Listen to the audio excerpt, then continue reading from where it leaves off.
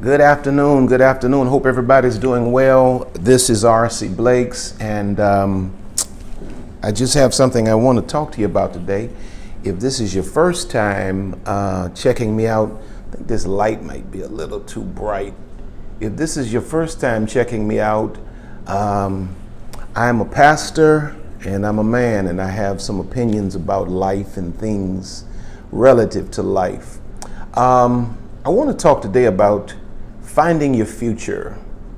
As I was saying to my congregation on Sunday, if there's not but one thing we all have in common, we definitely all have a concern for what our future might be.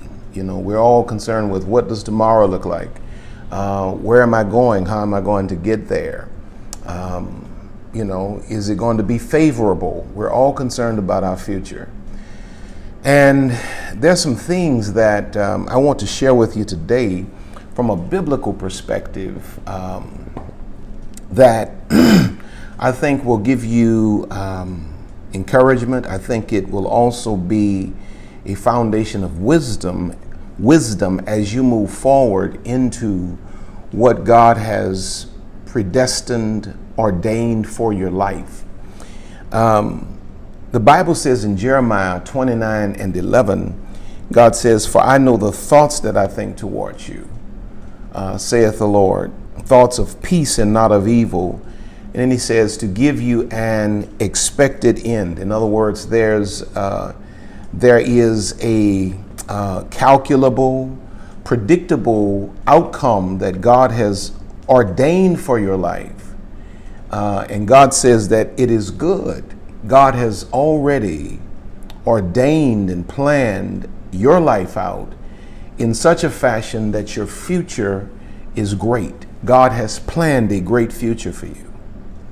Can you believe that? God has planned a great future for you. But there's some things I want to show you. And he says, "For I know the thoughts." And some translations say, "I know the plans that I have, that I think towards you." The interesting thing is that while God knows exactly what he's planned for us, he does not always make it crystal clear to us. God knows the great plans that he has for us, but he does not make it crystal clear to us. In fact, about it, it's kind of like when I was a kid. I don't know if this has been your experience, but when I was a kid, my mother, who just left out of here actually, would tell us to get in the car. She was bringing us somewhere, and we would ask, "Where are we going?" And she would simply say, "Be quiet and just ride. And just, you'll see when you get there." And sometimes that's kind of how God deals with us. He makes these great plans for us, and then he gives us the opportunity, excuse me, he gives us the opportunity to discover. Everybody wants to know, what is my purpose? You know, why am I here? What is my destiny? And I say to people all the time that purpose and destiny and things of this sort are things that are discovered as we go, as we grow, as we live. We discover, you know, there are things that my life has unpacked for me that I never knew was a part. I never knew that these things were a part of my future. But as I would obey God at every turn, God would reveal more and more. And it was as if I was discovering what God had already planted in me. Every one of you, there's a predestined future for you that is in God, that has been planned by God, that is being orchestrated by God. Here's the kicker. Watch this. The Bible says in Proverbs 25:2, "It is the glory of God to conceal a thing, but the honor of kings is to search out a matter." God conceals, he hides, should I say. God hides our purpose and this great future, this great destiny that he has planned for us. He hides it in us, and then he gives us the privilege of discovering it. This is why I say to people, single people, there's this thing called individuality, where you discover who you are, where you discover what's in you, where you begin to discover your giftings and your abilities and what God has put you in the earth for. And when you get busy finding the things that God has put within you, it will so preoccupy you mentally and emotionally that you won't find yourself in a rut over not having a certain relationship at this season in your life. And you'll become more patient with the process of waiting for the right one, because you're fully engaged in discovering who you are and what God has planted in you. Now, look what the Bible says in Isaiah 46:9-10. I won't be long today. He says, "Remember the former things of old, for I am God and there is none else. I am God and there is none like me." Now watch these words. "Declaring the end from the beginning, and from ancient times the things that are not yet done, saying, my counsel shall stand, and I will do all my pleasure." What God does with us in life is, watch this, He finishes us before He starts us. Before your father met your mother, God knew you, God planned you, and God planned your future. And He declared the end from the beginning. God knew how you were going to end from the beginning, or He knows, should I say, what He's planned for your ending. If your life aligns with His, if you get in sync with God, He's already planned your end, and your end is going to be great if it's in alignment with God. He finishes you, and then He comes back, and then He starts you. He already predetermines how you're supposed to end up, and then He comes back and He starts you. There's only one person on the planet that can stop the plan of God for your life. That's not the president, that's not the governor, that's not the mayor, Congress, Senate, that's not mother, father, sister, brother, boss, co-workers. The only person on the planet that can circumvent God's great plan for you is you. And the way we circumvent God's plan for us is when we fail to align ourselves with God, and when we live our lives out of step, out of sync with God's will. Now, there are some lepers in the Bible. Leprosy was a disease that would impact the physical body. It is a horrible disease because it is yet alive in certain parts of the world today. It eats off limbs. Your body's full of sores. It's just a horrid experience. And in the Bible, there is a record of certain lepers who appeared. This was a band of lepers, 4 of them actually, who appeared to be in a hopeless position, whose future seemed to be bleak. But we learn a lot from these lepers, and I'm going to show you 3 things and then I'm out of here. In 2 Kings chapter 7, verses 3-8, it says, "And there were 4 leprous men at the entering in of the gate, and they said one to another, why sit we here until we die?" They were standing by this gate, starving, and they said to one to another, why sit we here until we die? We will enter into the city, and then the famine is in the city. The city that they were standing outside of, there was a famine in there, so there was no food inside of the city. He says, and if we go in, they say, if we go in there, we shall die there. And if we sit still here, the Lord had made the host of the Syrians to hear a noise of chariots and a noise of horses, even the noise of a great host. And they, watch this, said one to another, lo, the king of Israel hath hired against us kings of the Hittites, the kings of the Egyptians, to come upon us. Wherefore they arose and fled in the twilight, and left their tents and their horses and their asses, even the camp as it was, and fled for their life. And when these lepers came to the uttermost part of the camp, They went into one tent and did eat and drink and carried silver and gold and clothes and went and hid it, came again and did the same thing. Now watch this.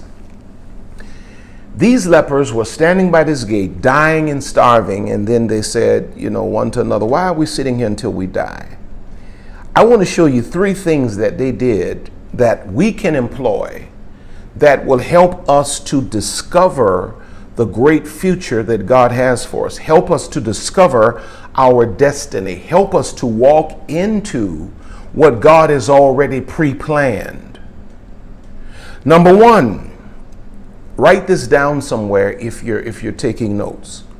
The first thing I want you to write down is stop underestimating my ideas. Stop underestimating my ideas. The first thing we see is that these lepers are standing outside of this gate and they're sick, they're starving, and then somebody says, why are we sitting here until we die? We need to go over there to the camp of our enemies at least. And it comes across like, it's just a thought amongst them. But the reality is when we read the context, we realize that it wasn't just an idea, it was God talking to them. Because when they got to the camp, they discovered that God had already run the enemy off and had made provisions for them.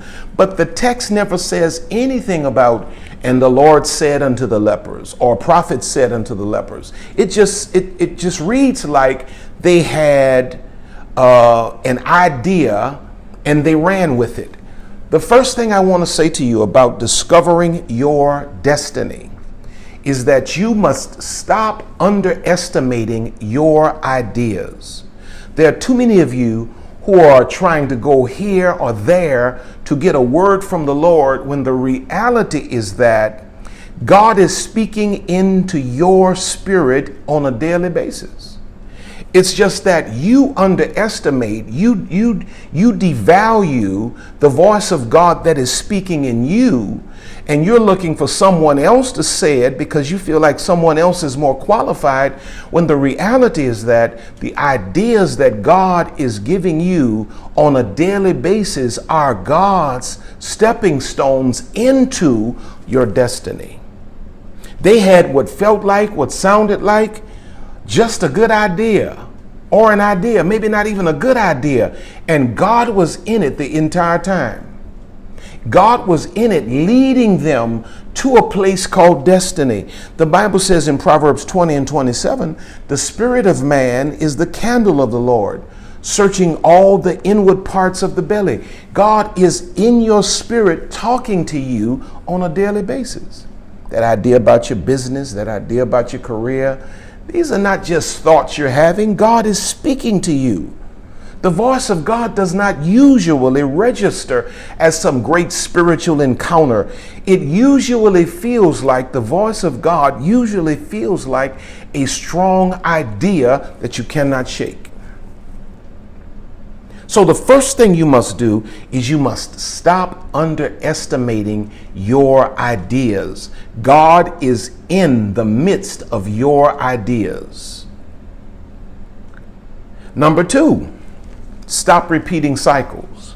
They had been standing by that gate, I don't know how long, starving and dying. And then finally they said, man, why are we sitting there? Why are we repeating this same cycle? Why are we caught up in doing the same thing? Why are we caught up in this insanity?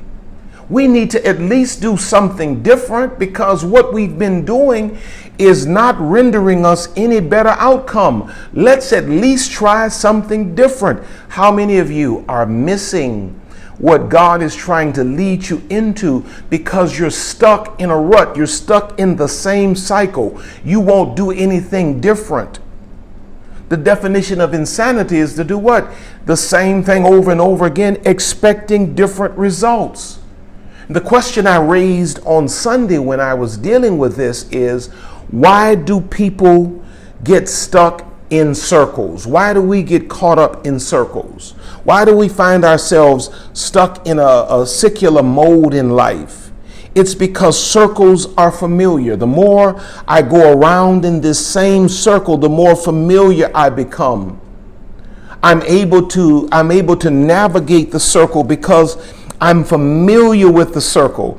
Going in circles gives me the satisfaction of saying that I'm trying to do something. It at least makes me feel like I'm moving, even though I'm going nowhere. It makes me feel like I'm moving. But it is also a psychological maneuver to excuse me from facing the fear of moving forward. See, going in circles keeps me in the familiar, but when I decide to go forward, now I'm moving into territory I've never discovered before. It's scary because I've never navigated this terrain.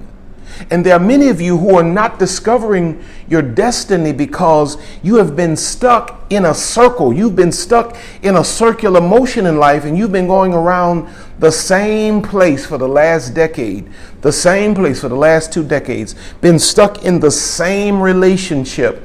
And what happens is when you're stuck in this circular motion in life and you're not really moving forward, you're just active, but you're not really progressive. It is because you're familiar and you're afraid to step into what God has for you. And you also become a professional victim.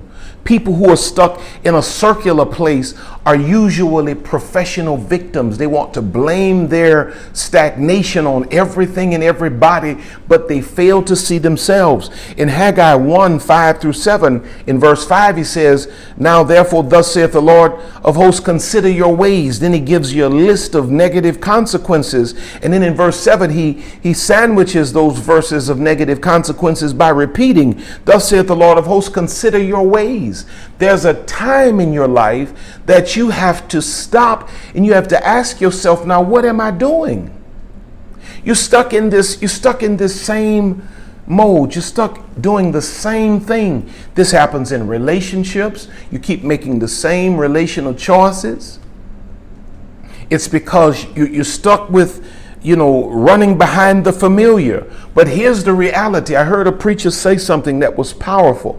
God is not in the secular. God is in the linear. God does not go in circles. God goes forward.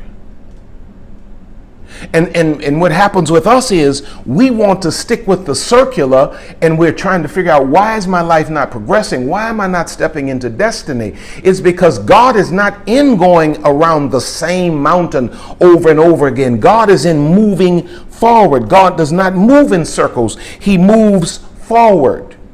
Look what he says in Exodus 14, verses 15-16. "And the Lord said unto Moses, Wherefore criest thou unto me? Speak unto the children of Israel, that they go forward. But lift up thy rod and stretch out thine hand over the sea and divide it." Now here's the background. Pharaoh's army is coming up the rear, mountains on each side they can't climb, and the sea in front of them. And God says, go forward. Here's the reality. God usually, when God is leading us with those ideas, the reason we cancel those ideas is because those ideas that come from God, God is usually moving us in the direction of our fears. God does not lead us into the safe place, because there is no destiny in the middle. Destiny is always discovered on the edges. God is always saying, go forward. It doesn't matter what's in front of you. God is saying, go forward, because he is the God that will cause all things to work together for your good. There's some of you that have decisions to make, and it's like, I'm scared to do it. You have to be more afraid of missing your opportunity to unpack destiny than you are fearful of challenges. If you don't make it this time, you know what? You take the lessons and learn and come back and apply it again. But don't miss out on living your life, discovering all that God has for you, because you're afraid of a challenge, or you're afraid of new terrain, a new territory. If you're a person of destiny, you're always going to be living in a place of fear where you're afraid, but you're challenging those fears. You're never going to allow those fears to captivate your courage. I have to go. Number 3, they get there, the lepers get to the place where they think the enemy is. It was dangerous to go, but they followed the idea and they moved in the direction of their fears because they refused to keep repeating the same cycles. And when they get there, they discover that God has already run the enemy out of the camp. The enemy's left food, clothing, and wealth. And they eat to their full, they get clothes, they get wealth, and they go back and get all of their city and they bring them to partake. Third thing I want to say to you, the miracle is on the other side of your obedience, and then I'm out of here. The miracle is on the other side of your obedience. All of us are praying for God to work a miracle. God, work a miracle. You know, I need you to do this for me. I need this to work. I need that to work. But the reality is that God gave you an idea. And the purpose of God giving you that idea was to move you out of this crisis. But you pushed the idea to the background because you bought into just sticking with the same routine, praying about God to do something while you keep doing the same thing. And God gave you an idea, God gave you some instruction, but you're committed to living in a circular motion. And the reality is that God has already done his part. God is waiting on you to do your part. Here's the thing, when I read this text about these lepers, and I got to go, I have to meet somebody. If they had not gotten up and gone to the enemy's camp and obeyed that inkling that they had on the inside of them, they would have never discovered that God had already run the enemy off and had made provision for them. God's part was done. The only part that needed to be fulfilled was their part. If they had not obeyed, they would have never discovered that God had already done it. And there are a lot of you that are watching me right now who are praying for God to do things that are already done as it pertains to his part. God is waiting on you to obey the last instruction he gave you. You know that thing that God told you to do, you knew it was God, but you were afraid to do it because it challenged you to get out of your comfort zone. The miracle is on the other side of your obedience. See, a miracle is two-sided. While we're praying, God is sending instruction, and when we obey the instruction, we discover that God has already done his part. The miracle is supernatural. God does the super, we just simply have to do the natural. And watch this, and I'm out of here. In Luke chapter 17, verses 11 through 14, it says, "And it came to pass, as he went to Jerusalem, that he passed through the midst of Samaria and Galilee. And as he entered into a certain village, there met him 10 men that were lepers, which stood afar off. And they lifted up their voices and said," watch this, "Jesus, Master, have mercy on us." We need a miracle. We need a healing. "And when he saw them, he said unto them," watch the instruction, "Go show yourselves unto the priest." And it came to pass that as they went, they were cleansed. As they went, they were cleansed. You know what? God has given you some instruction about your business, about your career, about your relationships, about your future, and you've not obeyed those instructions, and you're still constantly praying for God to move, God to do this. I submit to you that God has already done everything he needs to do as it pertains to your life shifting to the next dimension. God is waiting on you to obey the instruction, and as you go, you will discover that God has already done his part.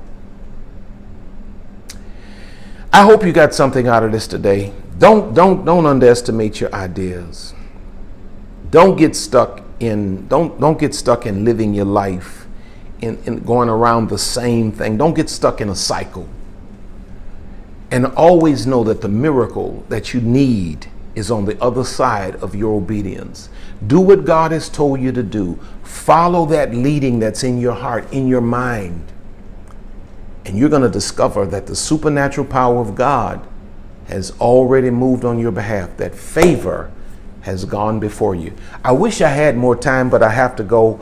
I love you all. I thank God for you. Hey, if this is your kind of thing, your first time here, please follow Please leave me your comments. Tell me what you think about it. If this is your kind of thing, give me a thumbs up, and share this on your platforms if you don't mind. Join my mailing list at pastorrcblakes.com. Join my mailing list at pastorrcblakes.com. We have some exciting things that are coming out, and I want to be able to let you know about it.